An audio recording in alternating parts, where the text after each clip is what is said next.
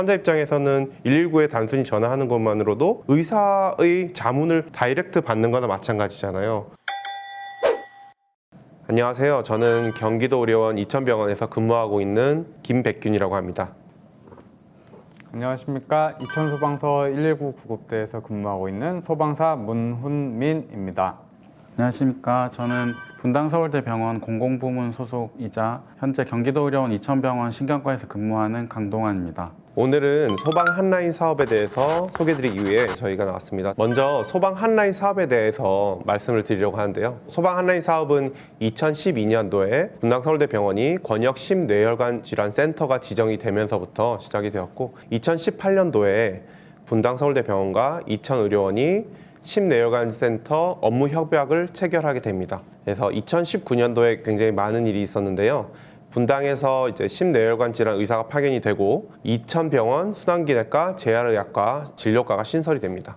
경기도 의료원 이천병원 지역 심뇌혈관 질환센터 시범 사업도 시작되고, 소방 구급 한라인을 통한 이천시 뇌졸중 트리아지 시범 사업 또한 시작되게 됩니다. 2019년도에는 이천병원이 증축을 하게 돼서 300병상 이상 되는 환자들을 수용할 수 있게 됩니다.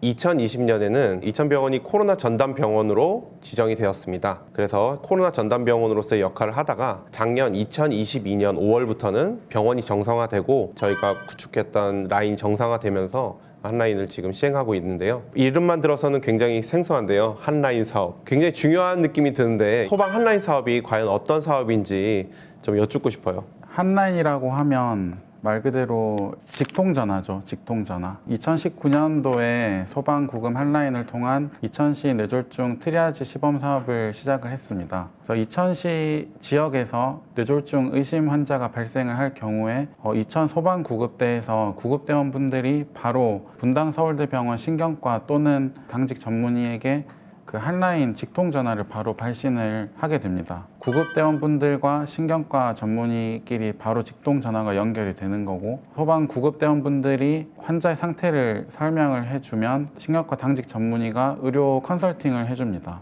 그리고 동시에 어느 병원으로 갈지 이제 이송병원을 상의를 해주고, 이송병원이 결정이 되면 구급대원이 바로 병원으로 출발을 하면서 동시에 이송 전에 사전 통지를 하게 됩니다.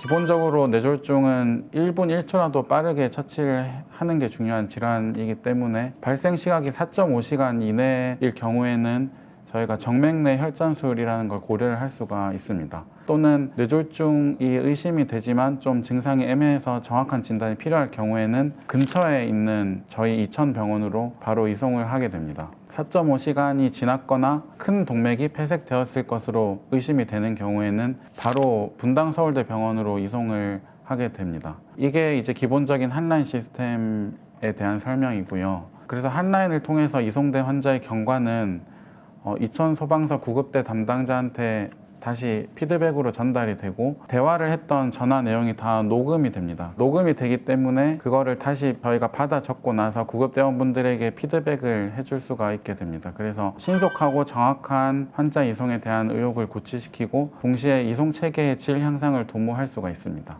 지금 현재 저희가 한 달에 약 10건 이상의 한라인 컨설트를 진행을 하고 있고, 분당서울대병원에서는 정기적으로 구급대원 전문성 강화 교육이라든지 필수 중증 의료를 위한 지역사회 네트워크 구축 세미나 등 여러 활동을 하고 있습니다. 강동환 과장님께서 설명을 잘 해주셨는데요. 그림을 보시면 뇌졸중 환자가 한라인으로 전화를 하게 되면 어떠한 일이 벌어지는지 설명이 되어 있는 그림인데요. 전화를 하게 되면 어떤 식으로 일이 진행이 되게 되나요? 보통은 구급대원님이 전화를 받고 그냥 근거리 병원으로 이송을 하시겠죠. 근데 한라인을 이용을 하시게 되면은 구급대원님이 먼저 분당서울대병원에 있는 당직이에게 의료 자문을 구합니다. 그러면 자문을 해주면서 근처에 있는 경기도의료원 이천병원으로 갈지 또는 분당서울대병원으로 바로 갈지를 결정을 해주게 됩니다. 그렇게 되면 이제 구급대원님이 해당 병원으로 바로 출발을 함과 동시에 해당 병원에 사전 연락을 합니다. 그 연락을 받은 병원에서는 대기를 하고 있습니다. 환자를 받을 준비를 하게 되고, 만약에 분당서울대병원으로 바로 가게 되면은 이제 3차 병원이기 때문에 그 병원에서 모든 진료가 다 이루어지게 되고, 이천병원으로 갔을 경우에는 이천병원에서 할 수 있는 치료를 다 하고 바로 입원을 하게 되기도 하고, 또는 다시 한번 더 분당서울대병원으로 전원을 가야 될 경우에 패스트트랙을 이용해서 분당서울대병원으로 신속하게 전원을 하게 됩니다. 119에 전화를 했는데 대학교 병원 의사 선생님께서 사실 자문을 해주시는 거니까 환자 입장에서는 119에 단순히 전화하는 것만으로도 뇌졸중 증상이 있을 때 의사의 자문을 다이렉트 받는 거나 마찬가지잖아요. 그런 굉장한 장점이 있는 것 같아요. 이 한라인 시스템에서 가장 중요한 거는 의사 그리고 구급 대원님 이렇게 같이 협업이 굉장히 중요한데요. 이렇게 바쁘신 와중에 이제 문은민 대원님께서 방문을 해주셨는데 환자를 제일 처음 일선에서 마주치는 거는 구급 대원님이시거든요. 구급 대원님의 역할이 굉장히 크다고 할 수 있어요. 처음에 임프레션, 처음에 어떤 병을 생각하느냐, 어떻게 어세스 환자를 진찰을 하고 어떻게 판단을 하느냐가 사실은 굉장히 중요한 부분이거든요. 그렇기 때문에 이제 구급 대원님과 이제 의사의 역할이 각각 중요하고 두 기관은 굉장히 협업이 잘 이루어져야 되는 기관이지 않습니까? 이런 대화를 나누고 의견을 듣는데 정말 큰 의의가 있는 것 같고, 선생님께 궁금한 게 여러 가지 굉장히 많은데 구급 대원으로서 일선에 나가셨을 때 실제로 뭐 있었던 에피소드 등을 중심으로 한번 좀 얘기해 주시면 좋을 것 같아요.